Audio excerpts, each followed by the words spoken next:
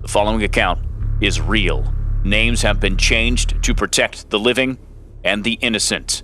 This journal contains language and content that may not be suitable for all listeners. Smells are a big part of the funeral business. Everything has a unique smell. Embalming chemicals, flowers from loved ones, and the bodies. I've experienced a lot of foul odors in my time at the funeral home, but I'm not ready for tonight. Definitely not ready for tonight. My name is Grant, and these are my funeral home stories. Chapter 3. The first time I puked on a body. It's the third Sunday in December, just after 6 p.m. I've been on call since Friday at 5 p.m. I'm 21 years old. Ned, the 60-year-old Irish funeral director I'm on call with this weekend, hasn't bothered me once, and I like that. We're experiencing a mild winter, so there's about 3 to 5 inches of old snow on the ground. The temperature is just below freezing. I'm spending my time with my 90-pound yellow lab Carter. We're sitting on the couch and I'm eating handful after handful of an unnamed corn chip. Footnote: I've decided not to say the name of the chips for reasons that'll be clear later in the story, but when I refer to corn chips, imagine a cheesy nacho flavor and a room temperature ranch. You understand? My girlfriend Mary is on her way over from the all-girls college she goes to 25 minutes away. Some nights when I'm on call, Mary comes to the house and hangs out with Carter and I. Let me tell you a little bit about my dog Carter. He comes up again later in the story. Carter thinks he's a lap dog, but he's a horse. He's never met a stranger and he's always finding a reason to lick you, even before he smells you. Carter can find 4 ways to stick his tongue in your mouth before you can reach over and hit your snooze button on your alarm clock in the morning. He's a good boy though. The reason Mary visits on nights when I'm on call is because our funeral home likes its directors and assistants on call to be within 15 minutes of the funeral home for quick and professional response time to our families in need. Mary doesn't mind though. She likes to get off campus, and it's a break from her agoraphobic dorm mate. She calls me and tells me she's 10 minutes away. I eat another handful of chips and wash my hands. As I'm drying my hands, the phone rings again. It's not Mary this time. It's Ned. He breaks the bad news that we got a death call. 1 dead, natural causes, first floor, and it's 3 minutes from the funeral home. I'm upset for a moment, but then I remember it's my job, and I don't really have a choice. Plus, with the call being so close to the funeral home, I'll be back on my couch in an hour. Hour 10 max. I call Mary back. She's a little upset, but she knew that was part of the deal when she drove out. I've only done this to her a couple times, so she's still pretty patient. As I'm apologizing to Mary, I'm putting on a gray Express men's 2-button suit, white Van Heusen shirt, and a navy and black Tommy Hilfiger tie. I know it sucks, Mary, but Carter's here. You two can hang out until I get back. I shouldn't be long. I look down in my closet at 2 potential footwear choices. One is a heavy-duty, fully waterproof Vibram-soled snow boot. The other is a $40 pair of water-resistant black cap-toe dress shoes with a stylish faux leather sole. One is waterproof and is an amazing choice for the call I'm about to go on. The other is slick and water-resistant and will cause me to slip in a pool of blood onto a dead man, triggering a very embarrassing moment. Unaware of it at the time, I chose the embarrassing option. I shouldn't need a big heavy boot. There isn't much snow on the ground. Little did I know, it wasn't the snow that I should have been worried about. I slide the $40 shoes on while I'm getting off the phone with a very annoyed girlfriend, throw on my coat, and I'm out the door. Before I leave, I put a small jar of vapor rub in my left front pocket. I've been pretty sensitive to smells lately, and a little vapor rub in the nose helps mask most odors. Notice I said most odors. I jump into my maroon Pontiac Grand Am and slide out of my driveway. I see Mary's car turning around the corner. Our cars meet halfway up the street. We both roll down our windows and I immediately apologize. She tells me it's fine but rolls her eyes. I shouldn't be more than an hour. It's gonna be a quick house call. Pull up, load up, take off. I'll be back in no time. Mary seems okay with this, but it's hard to tell. I drive off. 25 minutes later. Ned and I pull up to an old bungalow-style house just off Troyer Street, not the best part of town. It appears as if this home was abandoned before winter. Shades drawn, porch lights off, no tire tracks in the driveway. All the shrubbery around the house is completely overgrown and hunched over, but that's pretty typical for this neighborhood. The only sign of life around the home are 2 or 3 rows of footprints wrapping around the side of the house and packing down the snow into a path that we could see from the street. I hear the anti-lock brakes engage as Ned slides the van to a stop behind a police car that's running without its lights on. I text Mary that we're here and it should only be about 35 more minutes. Now, this was a generous estimate, but I didn't want her to think I was going to take forever, but I totally knew it was going to take longer than 35 minutes. I get an immediate response back. Okay, eating chips with Carter. See you soon. An officer gets out of the car and starts walking back towards us. We unbuckle our seatbelts and open our doors. The cold air rushes in and brings with it a stench. I can't quite put my finger on it, but it's not good. It's definitely something dead. I walk around the front of the van and meet Ned and the officer between the two vehicles. The smell's getting stronger now. It's similar to a smell you might come across walking past roadkill on a hot summer day, like right before it pops. It has hints of a rotten meat smell, but with several sweet notes mixed with a dash of sulfur. It isn't unbearable yet, but it isn't pleasant. The officer tells us that he was sent out by dispatch to do a wellness check after a neighbor complained about a foul odor coming from the house. Probably what I'm smelling now. The officer noticed the smell the moment he exited his vehicle. He walked around the house following it to the back door, which was just slightly cracked. Several cats scattered when the screen door banged against his boot right before the smell knocked him on his ass. Apparently the guy died playing pool and the heat was cranked up to 70. They think he's been in there at least a week. Maybe more. Ned mumbles to himself that if it smells that bad out here, the body's definitely older than a week. No one acknowledges his comment, but I take note, and it worries me. We're standing in the street about 20 feet from the front door, and the odor is already so pungent. I can't imagine what the inside of the house smells like. The officer said it was too much for paramedics and the other officers. He drew the short straw and was there to help if we needed it, but he made it very clear he wasn't stepping a foot in that house again. I don't know if my nose can handle this. I giggle to myself when I realize that the smell is only going to get worse because we have to move the giant pile of waste creating that smell. Now, it may seem insensitive to refer to a human body in those terms, but there's a point in advanced stage decomposition when a person stops being a person and becomes something truly disgusting. The fart and egg smell are now mixing with the leftover remnants of the nacho cheese corn chips I was enjoying earlier. I gag and sneeze at the same time. Oh fuck, that's not good. Panicked, I reach into my front pocket and pull out the vapor rub, twist the cap, jam my right index finger into the jar, swirling it around, pulling out a giant glob. I smear the vapor rub into both nostrils. This calms my nerves a bit, but I can feel my stomach flipping over itself. Ned interrupts my moment of panic by telling me we probably won't be able to get our stretcher up to the house, so we'll have to put the body in a disaster pouch, a heavier duty body bag, and carry him to a stretcher in the van. It's a dark night on a quiet street. It's not the classiest move, but no one will see us. Plus, when there's this much snow on the ground, you need to work smarter, not harder. Our stretchers aren't meant for off-road. They're more like city drivers. My feet are already cold. I should have wore the boots. In the next few minutes, I'll find out why my slick $40 dress shoes were a bad idea.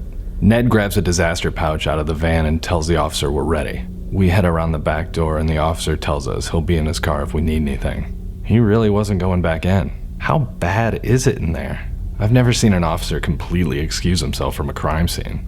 I may be regretting those handfuls of corn chips. Ned leads his way up the path of footprints leading to the back door. The snow is packed down pretty tightly, making it much easier to walk across the yard than I anticipated.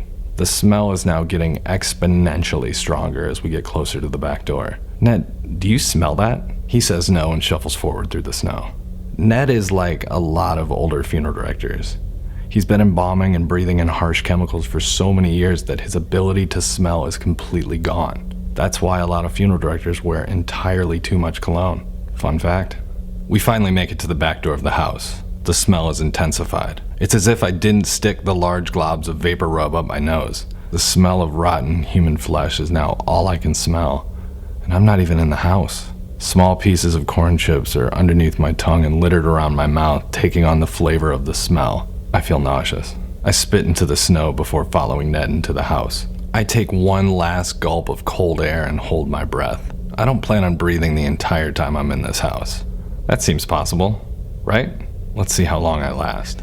I break the threshold of the house and take in my surroundings. Immediately I see a TV with a DVD icon bouncing from edge to edge. There's a tall skinny lamp sitting in another corner behind a brand new brown leather lazy boy. It's the only nice thing in this crummy place.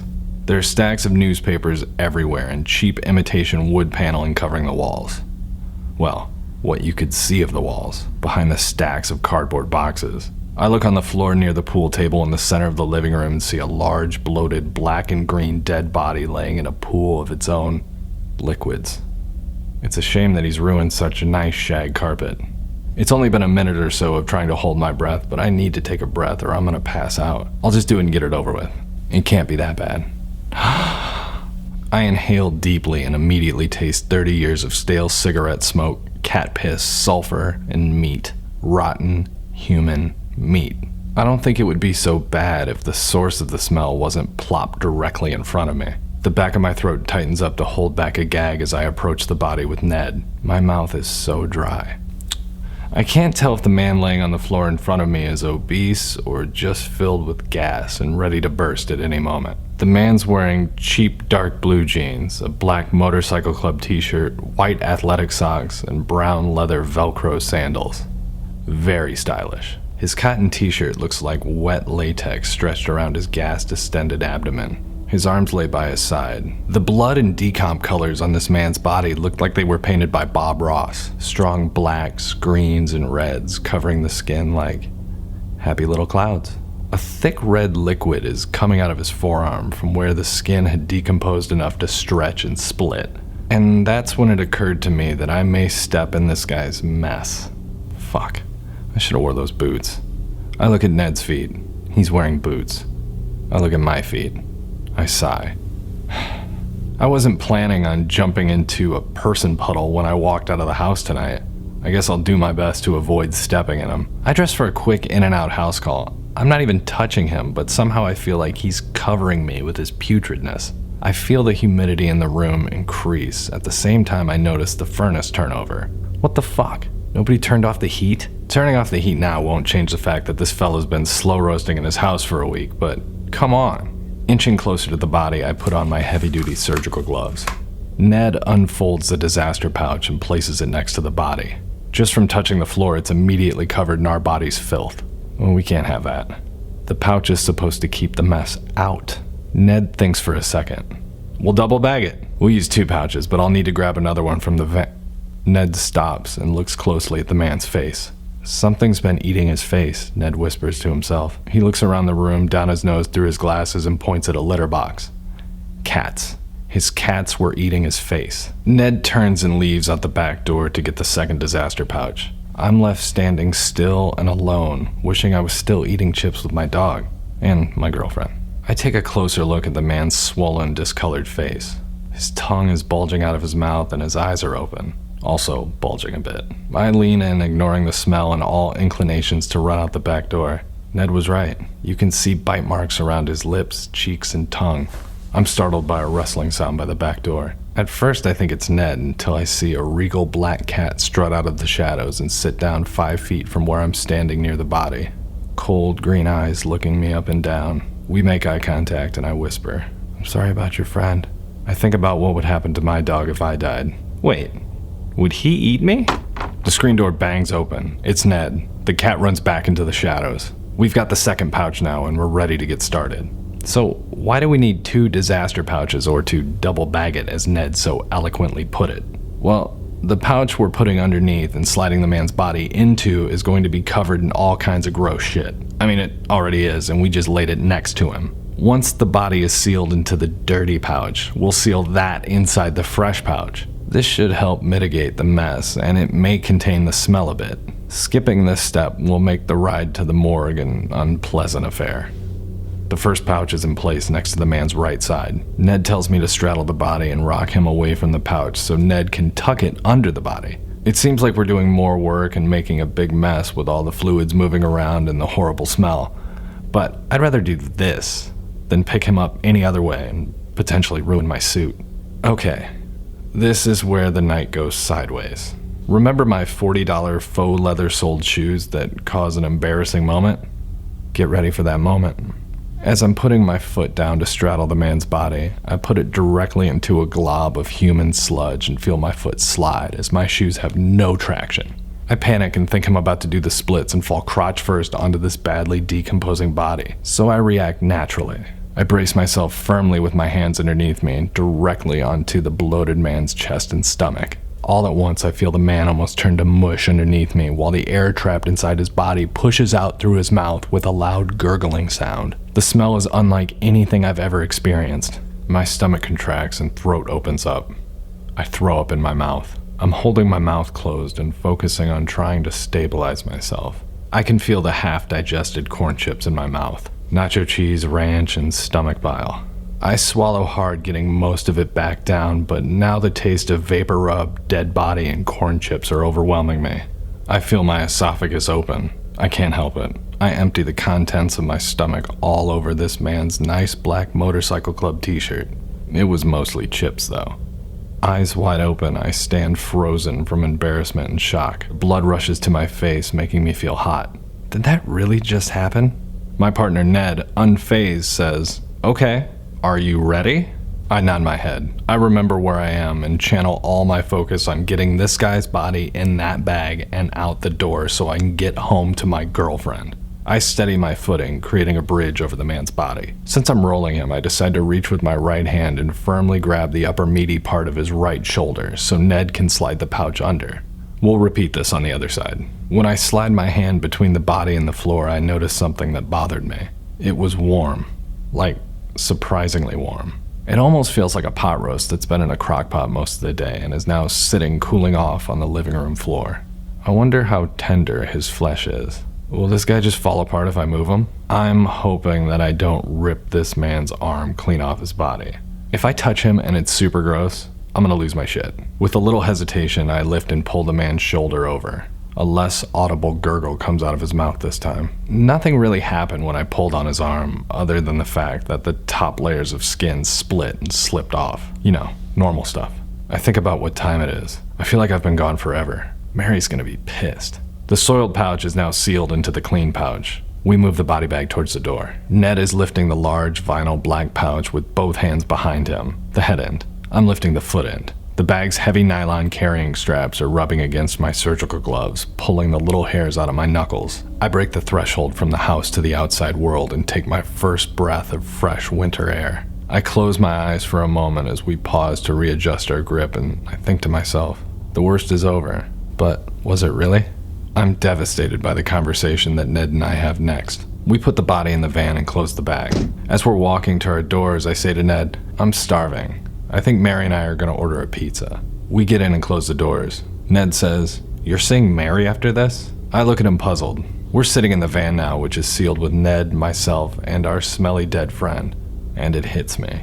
The smell's back, but now it's much worse. I roll down my windows and cough, sticking my head outside. I'm worried I might puke again and don't want to add to the unpleasantness of our van ride. Ned puts the van in drive and says, "We're gonna stink for 3 days. You're not gonna want Mary to smell you tonight. She won't ever talk to you again. You're gonna need to air your suit out for about a week, throw away your socks and your underwear, keep your shoes outside away from your carpet. You don't want to track this into your house. And be sure Carter stays away from him too. He could get sick." Oh. Filled with disappointment, I grab my cell phone. I call Mary and tell her that although she's been waiting for me for over an hour, I think she should go home. As I'm talking, I smell the inside of my suit jacket, and I'm very ripe. I feel like I've been marinating in this guy. Mary has a weak stomach and decides to take my advice and head back to her dorm. What a great date night. Ned and I dropped the body off at the morgue, but the smell didn't go away the entire ride back, even with the windows open. The van smelled like that motherfucker for 4 days. When I finally arrive home, I strip down to my socks and underwear in the garage, hanging my suit, shirt, and tie up on the garage door guide rail. I take off my socks, ball them up, and hold them up to my nose. More dead body smell mixed with foot sweat and leather. I use snow to clean off my shoes, and most of the residual mess washes off. However, the whole sole is stained red, and there are several dark brown and black spots around the forefoot. Ooh, our smelly friend came home with me. Thank God I didn't walk in the house with these on. I walk inside my garage door and am greeted by the most excited version of my dog I've ever met. He was licking and smelling so fast I thought he was going to hyperventilate. At one point, his tail was wagging so hard he almost slipped and fell on the tile floor. I think about that poor black cat at that man's house and realize why Carter is so excited to see me. He didn't miss me at all. Carter can smell the man gas that I've spent the last hour of my life living in, and he thinks it's time to eat. My dog really likes this smell. Carter is now salivating so much slobber is running out of both sides of his mouth. Oh my god, he loves this. My dog is totally gonna eat me when I die. I rush to the bathroom and turn the shower on. I take my underwear off and put them into a trash bag, tying the top. I took 4 showers and emptied 3 neti pots through my nasal cavities, but the smell didn't go away. Everything I ate and drank tasted like that man, so I made a bold decision for someone that's on call. I poured myself a very stiff drink. I know I shouldn't be drinking, but after all I went through tonight, I deserve it. Several hours later, I took Carter outside to potty before bed. I may have had a few more than one drink, and was propped up against the garage waiting for Carter to finish up. I thought about what an inconvenience that man's death had been on my life, and what a mess he left for everyone to clean up. I realize he wasn't planning on that happening, but it really makes you think about what's going to happen when you die. Who's gonna clean up my mess? Will Carter eat me? No. I reassure myself that Carter wouldn't do that. He likes yogurt and carrots, not decomposing people. I notice that my feet are cold in my slippers on this icy cement, and I think about my $40 shoes. Boots would have been nice, but it could have been worse. They kept my feet warm and dry, so that's a win. The big dark spots on the soles are pretty gross, but it's just caked on crud. I can disinfect in the morning. I sure am glad Ned reminded me not to bring these inside the house. I wouldn't want Carter messing with them. I hear Carter's collar jingle behind me. He wants to go inside. He's by the step by the door. He's really excited. His collar just keeps jingling. Did he find something to eat? I walk up behind Carter and my mouth drops in horror. He's licking the bottom of the shoes. Like, really going to town. I grab him around the waist and pull him up off the ground. He whimpers and doesn't understand what he's done wrong. At that moment, my life flashed before my eyes. I thought of all the instances when I'd walk into a room and see Carter licking a shoe. And then I think back to all the times Carter stuck his tongue in my mouth. I gag a little and go inside. Most every time Carter gave me a big sloppy kiss, I thought of that man. And every now and again, I can still smell him. My name is Grant, and these are my funeral home stories. Hopefully you enjoyed this episode. If you did, be sure to subscribe and tell a friend. Have a question or comment? Follow me on social media, @Pomo and Kitch. Also, be sure to listen to my album, Pomo and Kitch, Fetch, available wherever you listen to music. Thanks for listening.